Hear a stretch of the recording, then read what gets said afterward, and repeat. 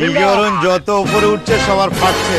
অভদ্র হয়েছি আমি তোমারই প্রেমে, তাই কাছে আসো না।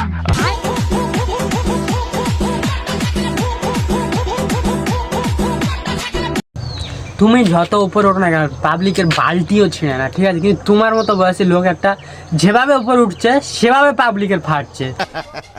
খুব তাড়াতাড়ি বড় পর্দায় আসতে চলেছে। কোথায়, জানালার পর্দায় না রাস্তার ব্যানারে?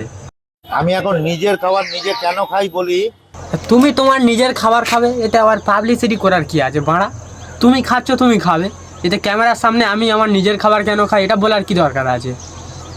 অন্যের খাবার খাই না এই কারণেই বাইরের খাওয়া কম খাই। আমার প্রতি এত হিংসা বেড়ে গেছে, খাবারের মধ্যে পয়জন আসতে পারে।